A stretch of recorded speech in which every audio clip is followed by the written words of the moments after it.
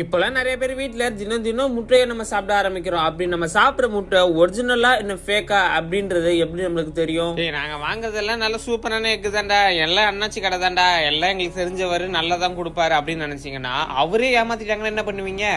சரி, இது நல்ல முட்டையா இல்லைன்னா பிளாஸ்டிக் முட்டையா அப்படின்றது இந்த ஒரு வீடியோல பார்ப்போம். அதுக்கப்புறமா நிறைய பேர் ஜிம் போறவங்களா இருந்தா இந்த மீன் மாத்திரைன்னு ஒன்று சாப்பிடுவீங்க. ஸோ இந்த ஒரு மீன் மாத்திரை வந்து மார்க்கெட்ல நிறைய ஃபேக்கான ப்ராடக்ட்ஸ் எல்லாம் இருக்கு. ஸோ அதை பத்தி எல்லாமே இந்த ஒரு வீடியோல பார்ப்போம். ஸோ இந்த ஒரு வீடியோ உங்களுக்கு உண்மையாவே யூஸ்ஃபுல்லா இருக்கும்னு நினைக்கிறேன். ஸோ வாங்க வீடியோக்குள்ள போலாம். மும்பைல ஒரு திடீர்னு ஒரு ரைடு நடக்குது. அந்த ரைடு நடக்கிறப்ப போலீஸ்ல திடீர்னு ஒரு வீட்டுக்குள்ள போறாங்க. அந்த வீட்டுக்குள்ள போனா எக்கச்சக்கமான முட்டைகள். ஸோ முட்டை பிசினஸ் தான் பண்றாங்கன்னு நினைச்சா அதுதான் கிடையாது. அதை பார்த்து அங்க இருக்கிற எல்லா போலீஸ்க்கும் பயங்கரமான ஷாக். அங்க ஃபுல்லா பிளாஸ்டிக் முட்டையை உருவாக்கிட்டு இருக்காங்க.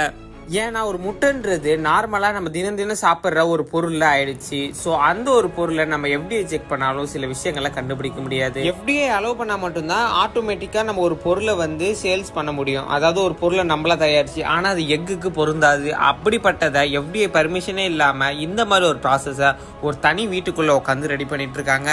என்னடா நம்ம இந்தியாக்குள்ளெல்லாம் வந்துருமான்னு கேட்டீங்கன்னா மும்பையில தான் தயாரிச்சிருக்காங்க. இது எங்கெல்லாம் போயிருக்குன்னு பாத்தீங்கன்னா இது சேல்ஸ் ஆன இடம்லாம் பாத்தீங்கன்னா ஹரியானா, டெல்லி, கொல்கத்தா, அப்புறமா முக்கியமா தமிழ்நாடு. இந்த 2025 காலத்துல பிறந்த குழந்தைகள் இருந்து வயசானவங்க வரைக்கும் புரோட்டீனுக்காகவும் ஸ்ட்ரென்த்துக்காகவும் இரும்பு சத்துக்காகவும் முட்டையை சாப்பிட சொல்லி டாக்டர் எவ்வளவு சஜஸ்ட் பண்றாங்க.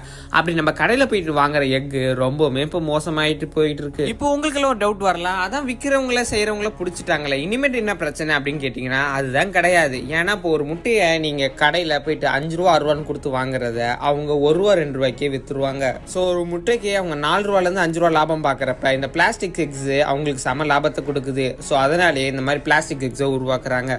ஸோ இந்த மாதிரி ஒரு குரூப் பிடிச்சாலுமே இந்தியாவில் எக்கச்சக்கமான குரூப் ஏதோ ஒரு மூலையில செஞ்சுக்கிட்டு தான் இருக்காங்க. அதுக்கு என்னடா பண்றது, வேற வழியே இல்லையா அப்படின்னு கேட்டீங்கன்னா இருக்கு. இப்போ நான் சொல்ற சில 3 டிப்ஸ், இந்த டிப்ஸை வச்சு நீங்கள் கண்டுபிடிக்கலாம். அதாவது முதல் டிப்ஸ் என்னன்னு பார்த்தீங்கன்னா, ஒரு பிளாஸ்டிக் எக்குக்கும் நார்மல் எக்குக்கும் சின்னதாக ஒரு டெஸ்டிங். அதாவது இந்த டெஸ்டிங் மூலமாக நீங்கள் ஒரிஜினல் எக் எது ஃபேக் எக் எதுன்னு கண்டுபிடிச்சிடலாம். ஆனால் இதை நம்ம ஒரு வாட்டி செய்ய முடியாது, உங்களுக்கு ஈஸியாக நான் சொல்கிறேன். இப்போ ஒரிஜினல் எக் நம்மளுக்கு எப்படி இருக்குன்னு தெரியும். ஆனால் டூப்ளிகேட் எக் எதில் செய்கிறாங்க தெரியுமா? சோடியம் ஆல்கினேட், அப்புறம் ஜெலட்டின், அப்புறம் பென்சோயிக் ஆசிடை வச்சு ரெடி பண்ணுறாங்க.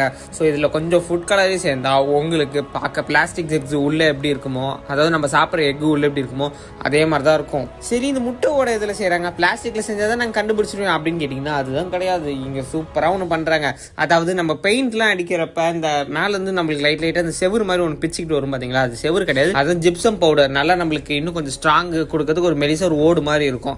ஸோ அதை தான் முட்டை ஓடு செய்யறதுக்காக பயன்படுத்துறாங்க. Gypsum powder plus calcium carbonate, இது ரெண்டுத்தையும் சேர்ந்தா முட்டை ஓடு நம்மளுக்கு கிடைச்சிரும். இந்த வீடியோ பார்க்குற நீங்க எப்படி இப்போ ஃபேக் எக் ரெடி ஆகுதுன்னு பார்த்துட்டீங்க. ஸோ செஞ்சு பார்க்கணும்னு செஞ்சு எங்க மாட்டிக்கிட்டீங்கன்னா அதுக்கு அண்ணன் பொறுப்பு இல்லை. ஸோ அதனால் இது எப்படி ரெடி ஆகுது மட்டும் பார்த்துக்கோங்க. ஸோ இது ரொம்பவே ஆபத்தான விஷயங்கள். ஏன்னா ஃபுல்லாகவே கெமிக்கல்ஸ் கலந்து ஒரு விஷயம் இப்போ ரெடி ஆகிட்டு இருக்கு. சரி, ஃபர்ஸ்ட் டிப், இந்த முட்டையை நீங்கள் நெருப்புக்கு அடியில் வச்சு காமிச்சிங்கன்னா ஒரிஜினல் எக்காக இருந்தால் கருத்து போகும், பிளாஸ்டிக் எக்காக இருந்தால் லைட்டாக உருகி உள்ள பபிள்ஸ் வர ஆரம்பிக்கும். இதுக்கு முட்டை உள்ள அந்த வெள்ளை கருவு ப்ளஸ் மஞ்சள் கருவு இருந்தாலும் பரவாயில்ல, இல்லைனாலும் பரவாயில்ல. ஏன்னா நம்ம இப்போ ஓட்டை தான் செக் பண்ண போகிறோம். ரெண்டாவது விஷயம், உடைக்காமலே நீங்கள் கண்டுபிடிக்கலாம். அது எப்படா கண்டுபிடிக்கலாம் அப்படின்னு கேட்டீங்கன்னா, நம்ம சின்ன வயசில் ஒரு பழமொழி கேட்டிருப்போம்ல, மின்னுவதெல்லாம் பொண்ணு இல்லை, ஆல் கிளிட்டர்ஸ் ஆர் நாட் கோல்டுன்னு ஒன்று கேள்விப்பட்டிருப்போம். அதே மாதிரி தான் இப்போ ரொம்ப ஷைனிங்காக உங்களுக்கு ஒரு முட்டை தோணுச்சுன்னா அது எடுக்கவே கூடாது. ஸோ அது வந்து பிளாஸ்டிக் கலந்துருக்க வாய்ப்புகள் இருக்குது. நீங்களே ஃப்ளாஷ் லைட் எடுத்துகிட்டு முட்டை கிட்ட அப்படியே போய் பாருங்கள். ரொம்ப ஷைனிங்காக இருந்துச்சா அது பிளாஸ்டிக் முட்டை, ஷைனிங் இல்லாமல் கொஞ்சம் ரஃப் சர்ஃபேஸாக இருந்தால் அது ஒரிஜினலு. ஏன்னா நம்ம ஆர்டிஃபிஷியலாக செய்கிறதுல வந்து பார்த்தீங்கன்னா கொஞ்சம் ரொம்ப ஸ்மூத்தாக செய்வோம். அப்படி ஸ்மூத்தாக செஞ்சாலே அது மேலே ஃப்ளாஷ் லைட் அடித்தா கொஞ்சம் பளபளக்கும். ஒரிஜினலாக இருந்தால் கொஞ்சம் ரஃப்பாக இருக்கும். ஸோ அதில் நம்மளுக்கு அந்த ஷைனிங் வராது. அடுத்ததா 3வது விஷயம், இங்கே தான் நீங்கள் ரொம்பவே ஊத்து கவனிக்கணும். இவ்வளோ நேரம் இந்த வீடியோ பார்த்துட்டு இப்போ பார்க்கலீங்கன்னா தான் ரொம்ப தப்பு. ஸோ இவ்வளோ நேரம் பார்த்தவங்க சப்ஸ்கிரைப் பண்ணிடுங்க. ஸோ வாங்க 3வது விஷயம் என்னன்னு பார்த்தீங்கன்னா, நீங்கள் முட்டை உடச்சோன்னே எப்படி வந்தால் அது நார்மல் முட்டை நல்லா கிளாரிட்டியாக இருக்கா, நடுவில் மஞ்சள் கரு சுற்றி வெள்ளைக்கரு அப்படின்னு, ஆனால் இன்னொன்று நல்லா கலச்சுட்ட மாதிரி இருக்கா, அதாவது கலந்த மாதிரி இருக்கா, அதுதான் பிளாஸ்டிக் முட்டை. ஏன்னா பிளாஸ்டிக் முட்டையை செய்யறப்ப ஆர்டிஃபிஷியலாக தான் நம்ம செய்கிறோம். ஸோ அது பக்காவாக செய்ய முடியாது. நீங்கள் உடச்சோடனே அப்படியே நல்லா கலந்து நல்லா ஆம்லேட்டுக்கு போடுற மாதிரி இருந்ததுன்னா அதை யூஸ் பண்ணாதீங்க. அதே மாதிரி ஒரிஜினல் முட்டையும் ரொம்ப நாள் ஆகி வீணாக போய் அழுகி போச்சுன்னா கூட இப்படி தான் உங்களுக்கு தெரியும். ஸோ அந்த முட்டையுமே நீங்கள் சாப்பிடக்கூடாது. அப்படியே இன்னொன்று நம்ம ஆதி காலமாக பண்ணிட்டு இருக்க ஒரு மெத்தட் வந்து பார்த்துருப்பீங்க. நிறையா படத்தில், யூடியூப் சேனல்ஸில் எதில் வேணாலும் நீங்கள் பார்த்துருக்கலாம். ஸோ அதையும் நான் சொல்லிடுறேன். அதாவது ஒரு முட்டையை நீங்கள் வாங்கிட்டு அது ஒரு சின்ன ஒரு டம்ளரில் தண்ணி எடுத்துக்கோங்க, அதில் அப்படியே போட்டு பாருங்கள். நல்லா இப்படி மிதந்துச்சுன்னா அது ஃபேக்கான முட்டை. போட்டோன்னே அப்படியே உள்ளே போயிடுச்சுன்னா அது புது முட்டை. நான் சொல்றது இன்னுமே உங்களுக்கு புரியலன்னா இந்த ஒரு இமேஜை பாருங்க. ஃப்ரெஷ் முட்டை வந்து அடியில் தங்கிடும். 1 வீக் ஆன முட்டை வந்து கொஞ்சம் மிதக்கும். 2 to 3 வீக்ஸ் ஆனால் கொஞ்சம் மிதக்கும். இதே ரொம்ப ஓல்டாக இருந்தால் மேலேயே மிதக்கும். ஸோ பிளாஸ்டிக் முட்டையை வச்சு டெஸ்ட் பண்ணுறப்ப எப்படின்னு தெரியல. ஸோ பிளாஸ்டிக் முட்டையை வச்சு இந்த மாதிரி டெஸ்ட் பண்ணியிருந்தா கூட மேலே மிதக்க தான் செய்யும்னு நினைக்கிறேன். ஏன்னா அதோட ஓடு வந்து ஜிப்சம் பவுடர்லாம் செய்கிறாங்கல்ல.